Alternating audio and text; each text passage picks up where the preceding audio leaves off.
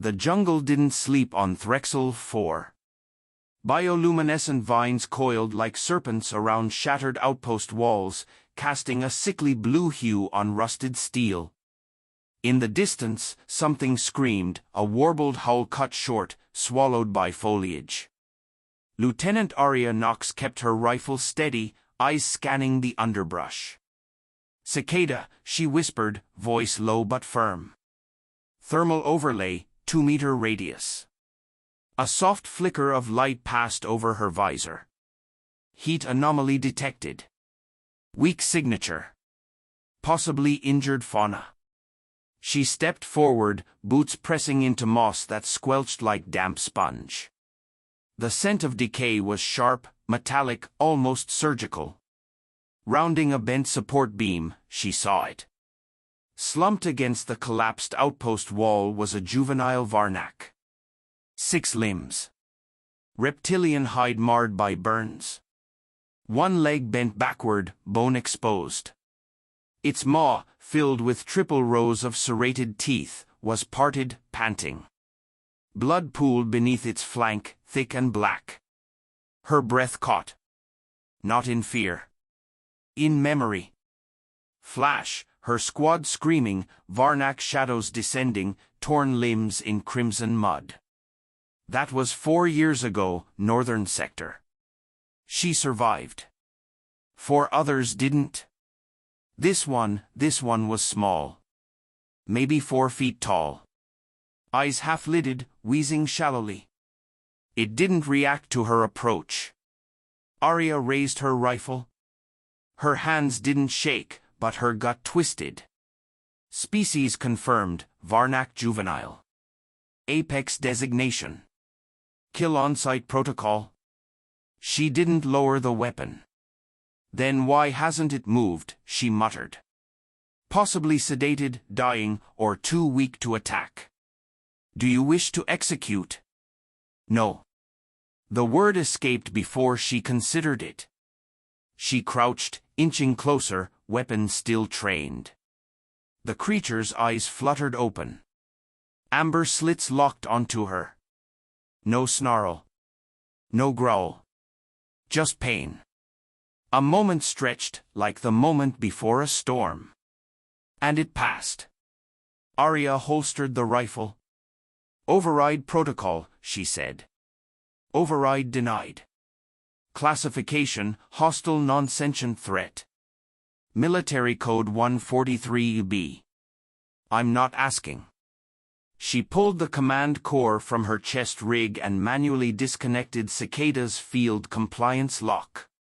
The AI protested, volume rising, but she silenced it with a hard switch flip.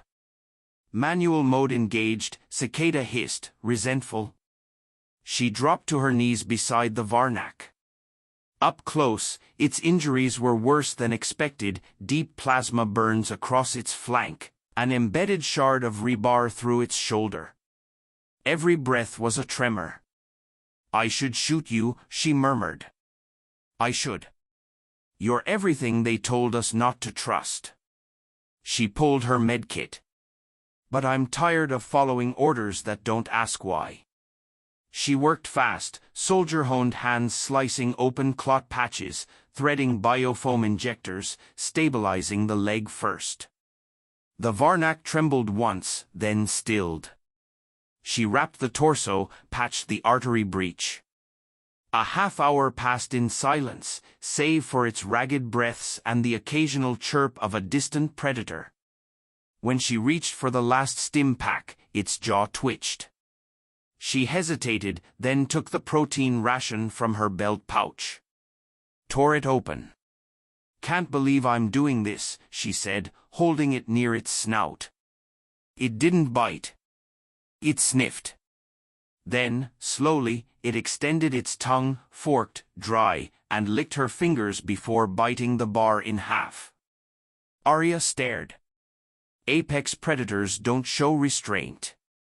They don't take food gently. They kill, feed, vanish.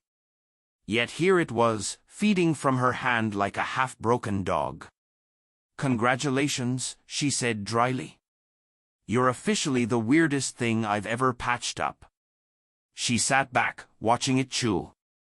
This act violates 12 interstellar field codes. You will be court-martialed. Possibly dishonorably discharged. I know, she said. Why risk everything for a dying predator? Arya looked at the creature again. It blinked at her. Not predatorily. Not blankly. Just blinked. They always said humans are unpredictable, she said softly. Maybe it's time we own that.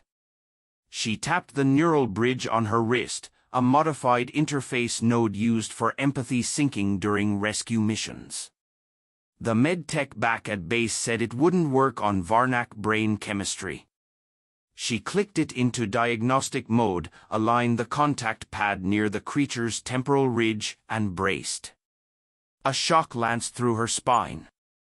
Then, flashes. Burning trees. Pain. The sound of screeching metal. Alone. Hunger. Pain. Pain. Then her. It had seen her. Recognized her approach. It hadn't attacked. Because it thought she might help? She snapped the sync off, panting. Sweat beaded on her brow. Core. The name surfaced in her thoughts, unbidden. Core, she repeated aloud. The Varnak's ear fins twitched. A low sound, like a rumble of acknowledgement, escaped its throat. Arya leaned back against the metal wall, staring at the canopy above. Maybe it was madness. Maybe tomorrow she'd be tried for insubordination, stripped of rank, left to rot on some penal asteroid. But right now? She wasn't a soldier. She wasn't a scout.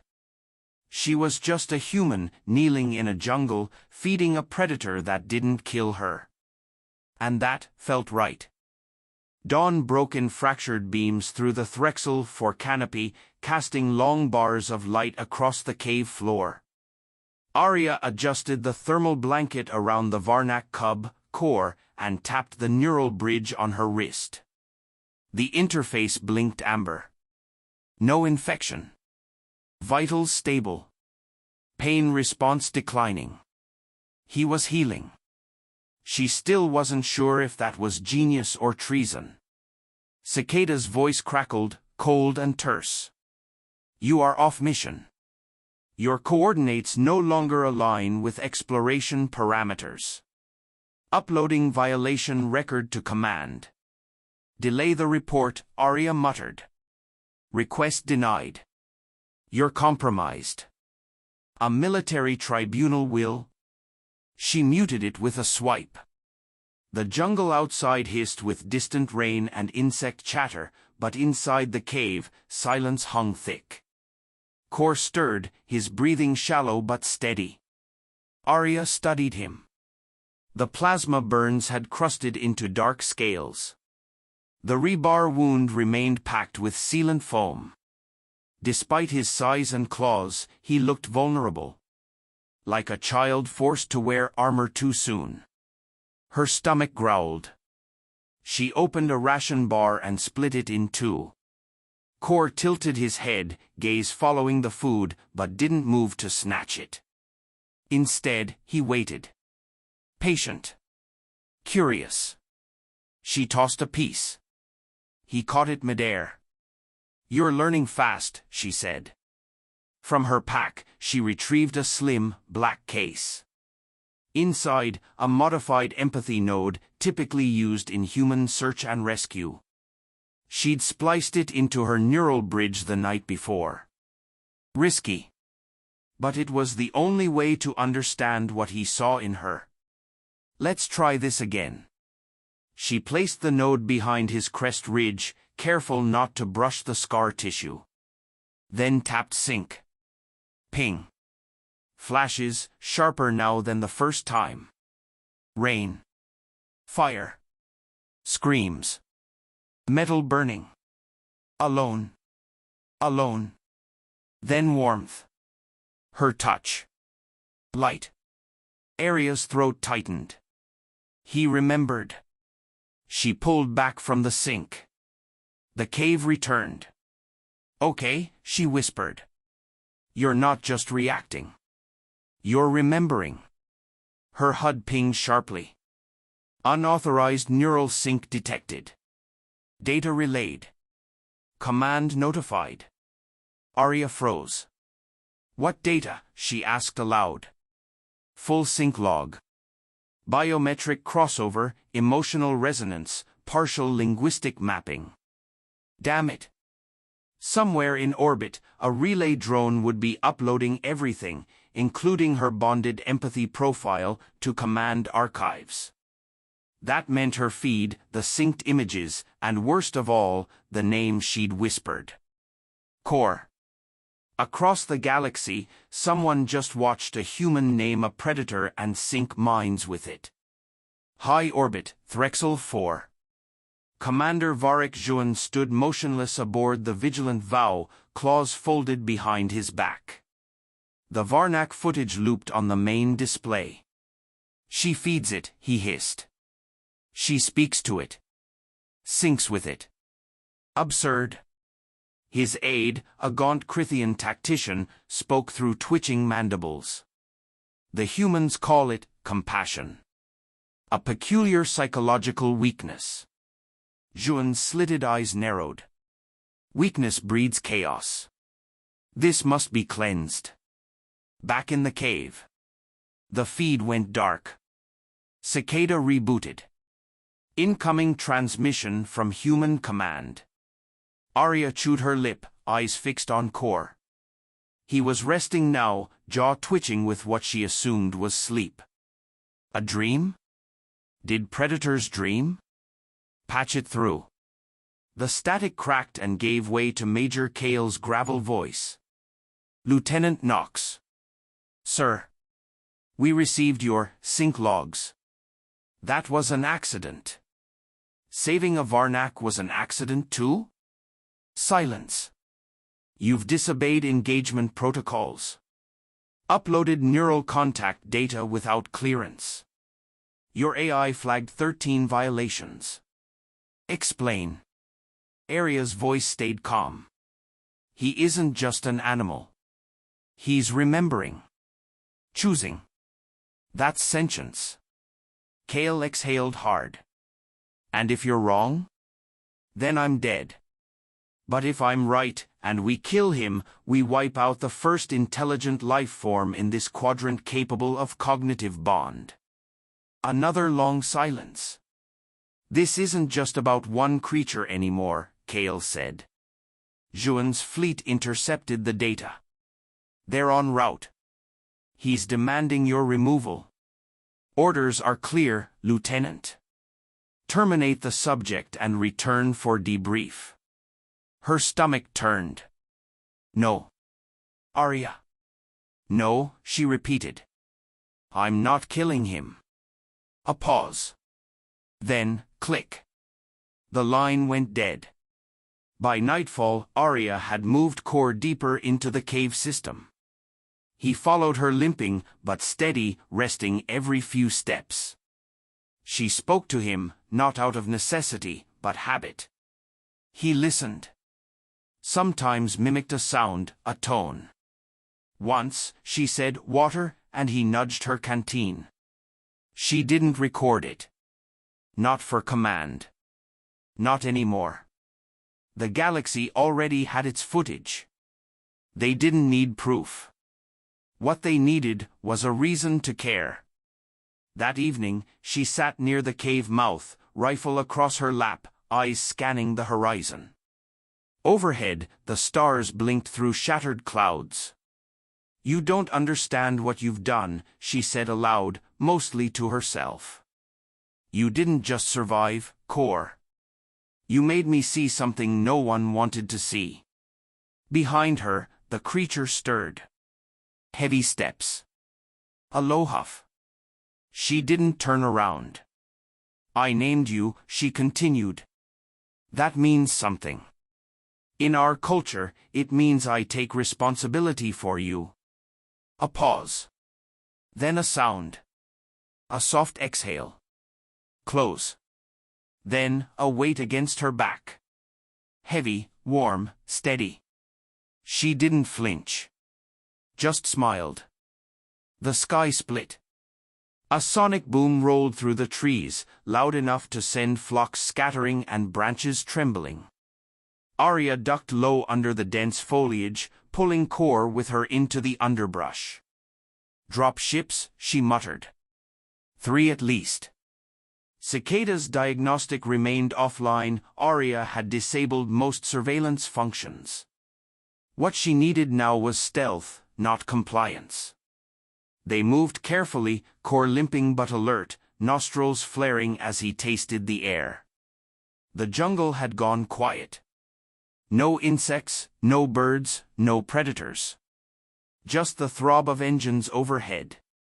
She checked her scanner, faint pings, 10 lifeforms, closing in from the southeast. Human signatures. "They sent a team," she whispered. Of course they did. They veered off course, following a streambed deeper into the gully. Arya knew the terrain well. She'd mapped it 2 months ago when it was still considered marginally habitable. Now it was a battlefield. Again. Kor paused and let out a low growl. Arya froze. "What is it?" He crouched, eyes fixed on the trees ahead. Arya followed his gaze, then saw them. Reflections. Helmet visors, barely visible through the brush. The lead soldier stepped into view, rifle raised. Arya's breath hitched. Devon. Lieutenant Devon March, her old squad mate from the Reclaimer campaign, removed his helmet. His face hadn't changed, stern jaw, tired eyes, expression unreadable. "You need to surrender," he said. Arya didn't lower her weapon. "You're not authorized to shoot me." Devon gave a half-smile. "No. But Juan's men are. We're just here to intercept." She stepped forward slightly. "He's not a threat, Devon. I have evidence." "Doesn't matter. It's a Varnak." The second your neural sync hit the relay, Juan got what he needed. He's using it. You're the example now. Kor shifted behind her, growling low. Devon tensed. "He saved me," she said, voice sharp. "He bled for me. This isn't black and white." Devon sighed. "I know you, Arya. I know your heart. But this isn't the hill you survive on. Then you don't know me anymore." The standoff held for seconds, maybe less. One soldier twitched, adjusting his grip. Kor lunged, not at the soldiers, but across Arya's body. She fired a warning shot into the air. "Stand down," she shouted. "Don't shoot." Too late. The rear soldier panicked, firing off a pulse round. It grazed Kor's shoulder, searing flesh.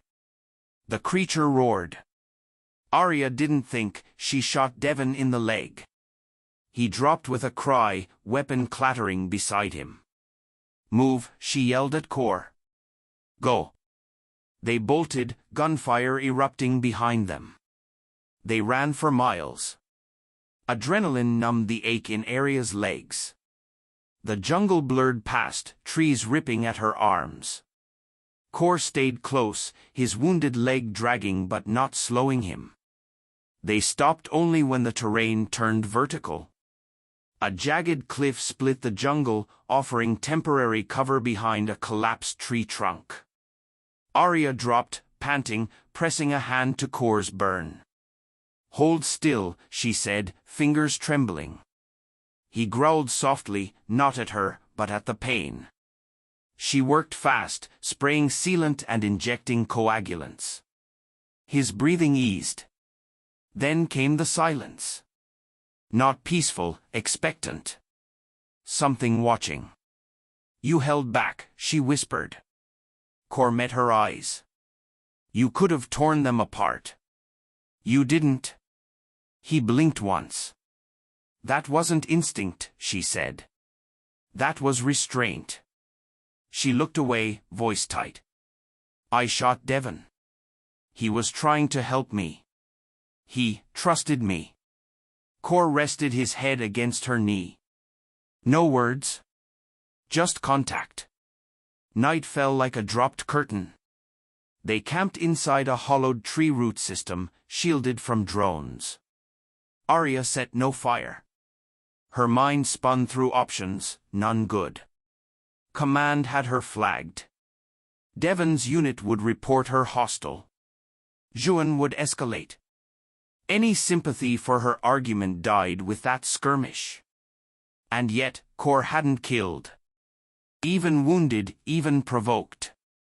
He'd chosen not to. That meant something. It had to. She reached for her comm unit, flicked it open. This is Lieutenant Arya Knox, she said into the recorder. Today, at 1900 local, I was confronted by a human recon team. Shots were fired. My bonded Varnak did not retaliate. She paused, staring at him. He was attacked. And he chose peace. She transmitted the log to a private archive node, bypassing official channels. Then destroyed the transmitter. No one was coming to save her. But maybe someone would hear. The next morning, the sky turned red. Smoke curled above the southern ridge, burn patterns consistent with plasma cleansing. Juan had begun his purge. Arya scanned the horizon. At this pace, they'd be trapped by dusk. She placed a hand on Kor's head. We have to move. North. Past the chasm. He let out a grunt, compliant, tired, but ready. They began the climb. Each step now was rebellion. Each breath resistance. And every moment Arya remained by Kor's side, she stopped being a soldier and started becoming something more dangerous. A witness. The air grew thinner as Arya and Kor climbed higher, the jungle shrinking beneath them. The dense canopy gave way to jagged rock faces, the remnants of an ancient world. This place had once been a city. Now, it was a graveyard for civilizations that had long passed. Arya's boots crunched on fractured stone, the echoes of their steps swallowed by the vastness of the chasm. Kor moved with a grace that belied his injury, his movements calculated and measured. Arya kept a steady pace beside him, her eyes scanning the edges of the cliff. Somewhere below, Juan's forces were closing in, pushing hard, their approach a constant weight on her chest. The jagged cliffs cut through the sky, and below them, the chasm opened up like a wound in the earth. The sun hung low, casting long shadows across the broken landscape. A rustle behind her snapped Arya out of her thoughts. She turned quickly, hand instinctively reaching for her rifle, but it was too late. A voice called from the rocks above, harsh and familiar. Lieutenant Knox. She stiffened, recognizing the voice instantly. Varric Juan. He stepped into view, his massive, reptilian form towering over the edge of the cliff. His pale, scaled skin shimmered in the fading light, and his eyes glowed with an unsettling amber hue. He was flanked by 2 armed guards, their rifles trained on her. Juan, she said, voice steady despite the tightness in her throat. She didn't flinch, didn't lower her weapon. I thought you would have sent drones, not come yourself. I prefer to see my failures up close, Juan replied coldly, his voice a low growl. And this? This is a failure. Arya took a breath, forcing herself to stay calm. You're the one who sent me here with no backup. You expected what? I was supposed to just let the predators tear us apart and watch. I expect you to follow orders, he said, his voice sharp with irritation. This is beyond insubordination, Knox. You've broken every protocol, and for what? To protect a creature that has no place in this world? Kor growled softly behind her, his muscles coiling. Arya glanced at him, his body tense, and she placed a hand on his shoulder. He's not just a creature, Juan. He's something more. Juan's eyes narrowed. Don't be foolish. The Varnak are a threat. They always will be. The ground beneath them rumbled lightly as the distant sound of engines approached. Arya's heart raced. Juan's forces were closing in, but now it wasn't just soldiers. They had something far worse on their side. We don't have time for this, she said, her voice growing more urgent. If you want to take me down, you'll have to do it here. Not when Kor and I are out of options. Juan's lips curled into a tight smile. You don't understand, do you? It's already over. You failed, Lieutenant. And now you're going to pay the price for it. The sound of the engines grew louder, and Arya realized with a sinking feeling that the reinforcements were here. She had moments. Maybe less. You're wrong, she said, voice steady now, her grip tightening on the rifle. It's not over. Not yet. Juan tilted his head, intrigued despite himself. What are you going to do, Nox? Fight me? Fight the entirety of my fleet. Arya hesitated, her mind racing. There was no chance of winning a firefight. No chance of escaping with Kor. But there was something else, something she could do. She glanced down into the chasm below, and her eyes locked on the ancient ruins scattered across the canyon floor. They were more than just a battlefield, they were a reminder of a time when power was based on something other than destruction. I'm not fighting you, Juan, she said, stepping forward, her body positioned between him and Kor. But I'm not running, either. Juan's eyes flicked to her rifle, then to Kor. You think you can protect it, he sneered. You're just a human. You can't protect anything. Arya didn't respond. Instead, she turned her focus to the sky. A series of loud cracks rang through the air, an incoming signal. Something she had set up earlier in her comms log. She'd set it to trigger once Juan's fleet came within range. Her fingers flicked the control on her wrist, and the comms broadcasted into the void. She'd hacked the feed. Juan's expression faltered as the interference grew louder. Then, on the screen of his own private relay, a recorded message, her voice, calm and firm, began to play. The feed had gone viral, intercepted by the same network that had once mocked humanity's strength. The message cut through the static of the battlefield. Humanity is not a species that submits. We do not dominate through fear, and we do not destroy for power. We survive because we adapt, because we understand. Arya's voice echoed through Juan's speakers, a message broadcast across the galaxy. You think you can crush us, Juan? You think you can erase us with force? You're wrong. This is where the line is drawn. And it's not with weapons. It's with compassion. Juan's eyes widened, and for a moment, something like doubt flickered behind them. You, Juan growled, stepping forward, the anger radiating off him in waves. You would throw it all away for this? No, Arya said softly. I'm throwing it away for something bigger. For the future. Before Juan could respond, a distant roar echoed through the valley. It wasn't Kor. It wasn't Juan's troops.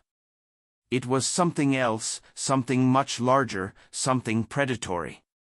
A deep, resonant growl, filled with fury and dominance. And then, it emerged from the shadows. A fully grown Varnak. Its dark, scaled form loomed over the edge of the cliff, its eyes locked on Juan's forces. It wasn't alone. A dozen more followed, emerging from the jungle in a coordinated attack. Arya's heart raced as she watched them. They weren't attacking her. They were attacking Juan. Kor stepped beside her, his growl deepening as the Varnak advanced. "You're out of time, Juan," Arya said, her voice calm as the predator advanced. "It's over. Your purge has failed." Juan's eyes blazed with fury, but there was no escape. Arya didn't wait for him to respond. She took a final look at the Varnak that stood by her side, her ally, her partner.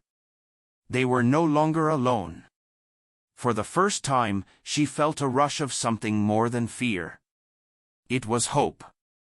The sky above Threxel 4 had darkened to a bruise-like purple, heavy clouds swirling as the Varnak, led by Kor, advanced upon Juan's remaining forces. The sudden appearance of the Varnak, powerful and unyielding, seemed to overwhelm the soldiers' nerves. Juan, standing on the cliff edge, looked down at the horde of predators closing in, their primal growls and heavy footfalls shaking the ground beneath them. "You brought this upon yourself," Arya said, her voice calm, though her pulse hammered in her chest. She stepped forward, standing between Juan and the oncoming Varnak. The commander stood motionless, his eyes flicking from Arya to the approaching predators. His soldiers had backed up into the rocks, weapons raised but unsure. The Varnak didn't appear interested in the humans at first, they were watching Juan. Watching their oppressor. "You think you can control them?" Juan hissed, barely above a whisper. His claws flexed, the tension palpable in the air. "You've only provoked them. You've ruined everything." "I've opened their eyes," Arya countered, her hand resting lightly on the handle of her rifle. "I gave them a reason to trust. You only see beasts because you refuse to see beyond the teeth." Juan's jaw clenched, and his gaze fixed on the massive Varnak closest to them, the lead one, whose amber eyes bore into him with an unnerving intelligence. It wasn't aggression he saw, it was recognition. Understanding. He turned back to Arya. "You should have killed it when you had the chance. But I didn't. And I never will." Kor moved beside her, standing tall now, no longer limping but with the strength of a leader, the strength of something born of not just survival, but alliance. His presence was a message. One Juan couldn't ignore. The sounds of the Varnak advancing echoed around them, but Juan's men hesitated, unsure whether to fire or retreat.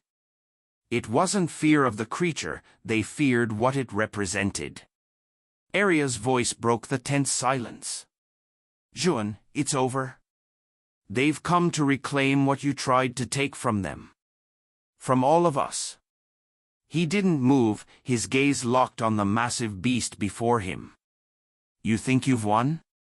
Juan sneered, his tone venomous. "This is just a temporary setback. You'll see. They won't save you. No one will."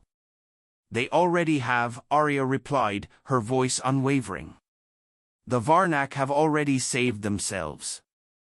As if on cue, the leader of the Varnak, the one Kor had formed a bond with, stepped forward, lowering its head in a gesture that could have been either submission or warning. Arya didn't flinch. Kor's eyes met hers, and in that moment they both understood. The leader Varnak let out a low growl, and its body rippled with a power that seemed to ripple through the very air around them. For a moment the world was still. Then, with a movement swift as lightning, it lunged forward. But it wasn't at Arya or Juan, it was at the rocks behind them. The other Varnak followed, their movements synchronized. Juan's soldiers barely had time to react as the massive creatures tore into the high ground, upturning boulders and displacing the rocks that had been used for cover.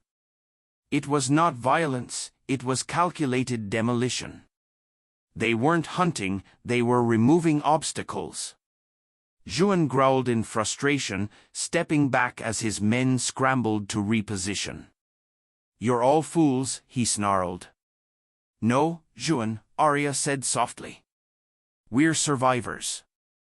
The roar of engines from above interrupted the tense moment. The ships were coming. It wouldn't be long before reinforcements arrived, but for the first time Arya didn't feel the weight of impending defeat. Instead, she felt an odd sense of calm, a sense of closure she hadn't expected. Kor turned to face her, his head low but still towering over her. His eyes were calm, knowing. She rested a hand on his flank. "You're more than they thought," she whispered. He nuzzled her gently before looking back at Juan. The final predator now was not the one with claws and teeth. It was the one who had once been feared and was now seen for what he truly was. The Varnak, once the apex predators of this world, were now united in their defiance against the forces that had sought to control them. They weren't simply animals, they were sentient, independent, and free. Later that evening, as the smoke from the broken encampment still curled into the air, Arya sat on the rocky edge of the chasm. The ground was quiet now, the last echoes of battle fading with the arrival of the last of Juan's retreating soldiers. There would be no more attacks tonight. She watched as the Varnak dispersed, forming small groups near the rocks, their earlier aggression subsiding. They weren't attacking the humans anymore. They weren't hunting. They were simply existing. Living. "You did it," a voice said softly from behind her.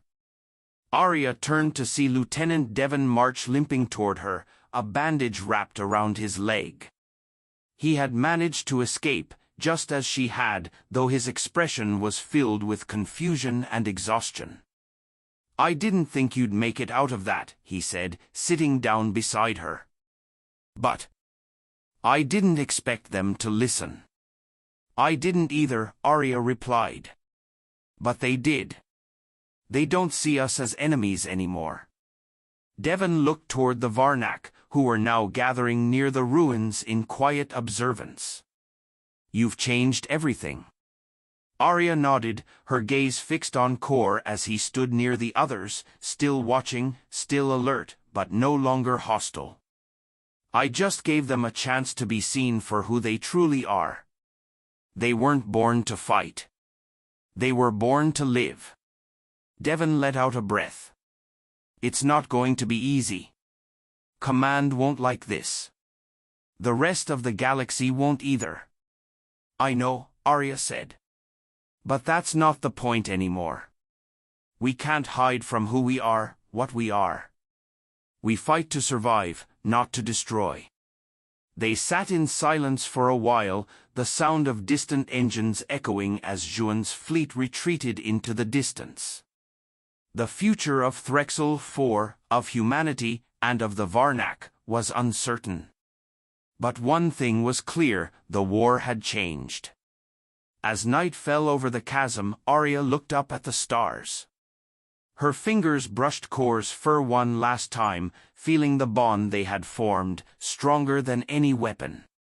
And in the distance, the Varnak howled, not in rage, but in triumph.